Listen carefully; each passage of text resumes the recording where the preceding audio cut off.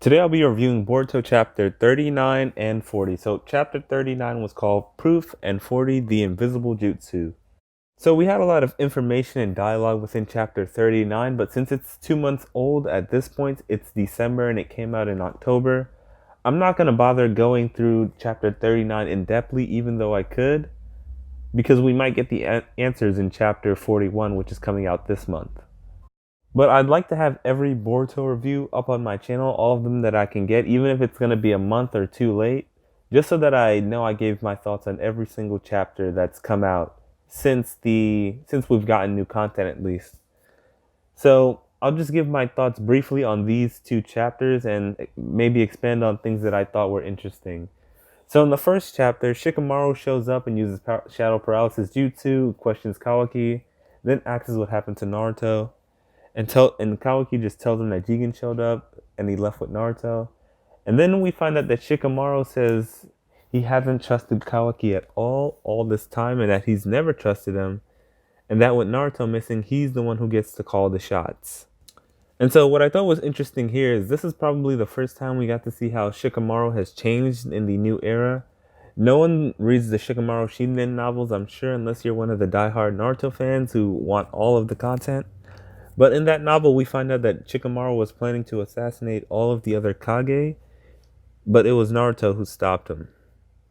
If you want more on that, just go to Naruto Explains channel. He has like all of the best Naruto content. But back to what I was saying, it kind of surprised me, but didn't at the same time. He's always been someone that calculates since way back when he first got his first tuning mission to rescue Sasuke. But I didn't think he'd be as cold-hearted to Kawaki, but I guess it shows that time changes people. The next major thing, and probably the biggest thing that was introduced in the chapter, because I'm going in order, was probably Kashin Koji saying that Naruto stood no chance against Jigen, even with Sasuke's help. But what I found was even crazier was the fact that he said he would go after Jigen, even though he thought Naruto and Sasuke combined couldn't go after or couldn't beat Jigen. And he only assumed that he doesn't actually know that Sasuke and Naruto have been defeated and manhandled by Jigen. But he thinks he can go after them now, which only tells me that Kashin Koji is at a minimum of Kage level, and I'm not sure about the rest of the car, but this does not look good. Because if the rest of them are like as strong as Kashin Koji or near Jigen, I don't think we're gonna be getting the Kohona 11 fighting the inner. I believe it's the inner members of the car who are the strongest. Yeah, it's the inner members. I thought we'd get them fighting the inner and the new generation fighting the outer. But if we have people that are all Kage level, Sai is not about to take on a Kage. Neither is Shikamaru. Choji, Ino, Kiba, Shino, these guys are not Kage level. Shikamaru is the advisor and he's next in charge, but he's not near Naruto's level. Like Ino Shikacho with Sai and whoever else you want to add is not going to be enough to take down Kashin Koji or Jigen. Let's put it this way. You combine Ino Shikacho, the adult version, with Shikamaru, Ino, and Choji, with Hinata, Ino, and Shino, and they're still combine both teams, all six of them aren't doing half of what Naruto and Sasuke just did to Jigen. I'm willing to bet that they're not even close. So when it comes to the future of fights in the series, I don't think we're gonna have a lot of people getting their own fights. I think it's gonna be limited to the new revamped Team 7, which was introduced in chapter 41, Naruto, Sasuke, and Sakura. I don't think we're getting a lot of everybody, essentially. I can see maybe the only people fighting in the future of the series Naruto, Sasuke, Sakura, Rock Lee, and Kakashi. Plus the other Kages, of course, but I don't see people who are going to match up to Jigen. And I see no way possible that the next generation gets strong enough to counter an Otsutsuki level threat. Because I'm assuming the Kara is somewhere in that tier. In like a low Momoshiki tier or around there. After that, we see Jigen in the lab, and he talks about Boruto and Kawaki becoming the perfect Otsutsuki and growing a divine tree. We also see Boruto with horns that look similar to Momoshiki's, and we also see Kawaki with his that look like Ishiki's. Something else I noticed was that Boruto and Kawaki had pupils that looked like the Otsutsuki and Hyuga eyes. So I'm wondering if Boruto will awaken both eyes, because in Momoshiki's prophecy he said those blue eyes will take everything from you. So I'm assuming since the prophecy refers to his eyes as in both, I guess that implies a change in both eyes.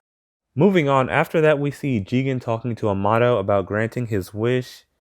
And this is the first time they've talked about it within the story so far. And some people have already theorized that his wish has something to do with Delta because he was looking at her when he said that, or after Jigen said that. But since we don't have enough evidence yet, I don't really want to make a theory or anything on it. So after that, we get to my favorite part of the chapter, not Boruto complaining, but the moment between Kawaki and Sarada that shows us how much both of them care about Naruto. Because Kawaki was having a mental breakdown as he tries to figure out why Naruto would go so far for him or why he's been so kind to him so far, and basically treated him like family. And Sarada points out that he treats everyone like family, and sometimes she wonders how much better her life would have been if Naruto was her dad. And she gets mad at Boruto because she thinks he's basically spoiled for not noticing how great Naruto is. And to some extent, in the opposite, I think Boruto somewhat feels the same, even though he's gotten over his daddy issues per se.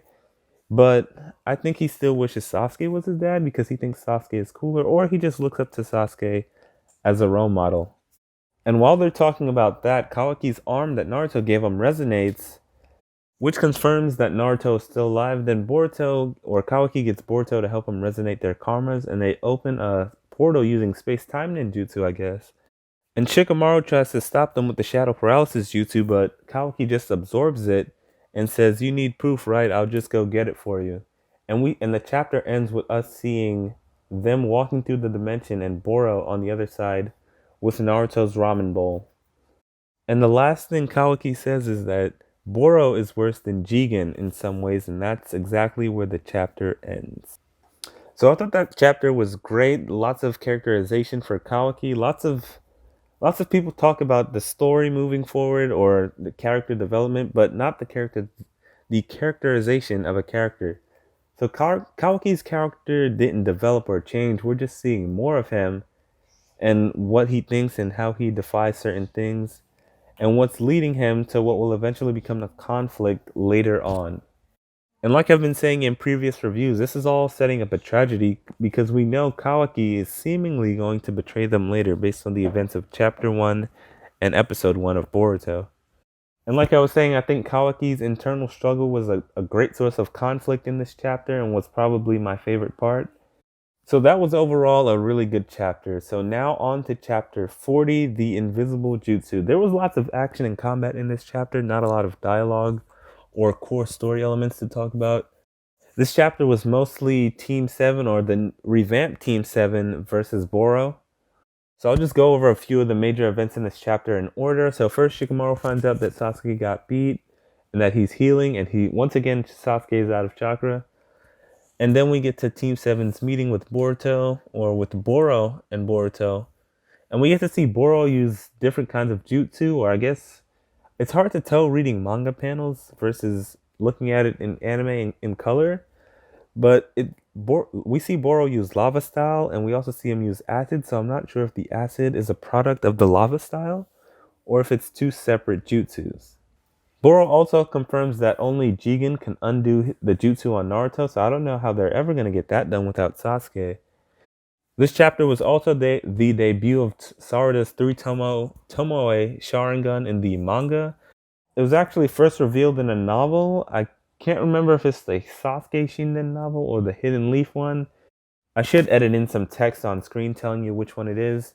But that aside, something else I want to talk about in this chapter is Boruto and Kawaki using their karma. We see Kawaki like grow those, I'm still not sure what to call what he grows out of his arms to make that bridge or stop the acid.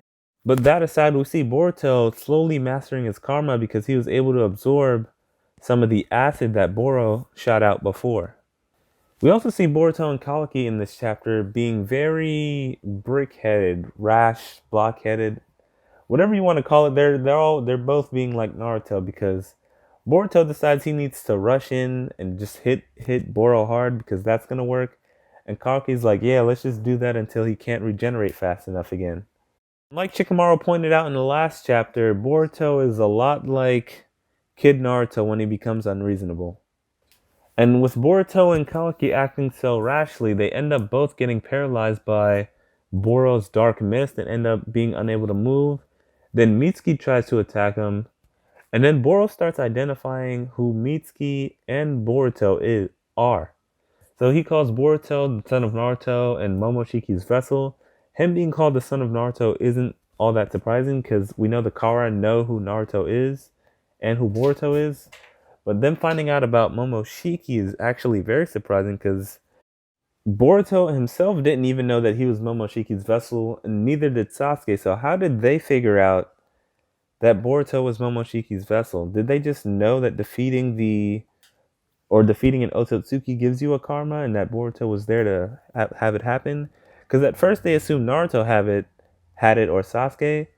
But I guess when they realized Boruto had the karma seal, I guess they put one and two together, that whoever defeats an Otsutsuki or kills them becomes their vessel. So I think that's been fully confirmed. That's been a theory up until now, but I think with that we can absolutely confirm that defeating an Otsutsuki gives you their karma seal. Something else that surprised me is him identifying Mitsuki as Orochimaru's son, because that's a secret not even Tsunade knew about. And I don't even think Kakashi knows, or maybe he does. We didn't see Mitsuki go against Kakashi in that anime arc where with the graduation exam, but Tsunade didn't even know, and she was one of the legendary Sannin. I think only Shikamaru and Naruto know, and probably Sasuke. So, because if Sasuke randomly comes across Mitsuki, he'd probably kill him otherwise. The point being that only a handful of people should know about Mitsuki's connection to Orochimaru. Unless maybe the Kara have a connection to Orochimaru. Imagine Orochimaru's like secretly behind the Kara or something. That'd be absolutely insane. It would make sense as to why Kashin Koji is able to get into the Leaf Village, why they know everything about Naruto and Sasuke, Boruto, and even Mitsuki, which that should be completely secret. Anyway, so while all of that is going on and Sarada has been analyzing everything with with her Sharingan, she then comes to the conclusion that she should throw a boulder and help Boruto and the others escape. And so they end up saying that they need to come up with a plan, even though Kawaki questions why it seems like she's given up on saving Naruto. She says that they need to come up with a plan with the revamped Team 7, and that's where the chapter ends. So this chapter was really good. We got a lot with the new Team 7, Boruto, or not Boruto. We learned some things about Boruto. I'm wondering if Code will show up soon, because I think it was he and Boro who were talking crazy about beating Sasuke. So I'm wondering if he's gonna randomly show up eventually. But let me know what you thought about this chapter and the review. Be sure to like, subscribe, and share. Thanks for watching, and bye.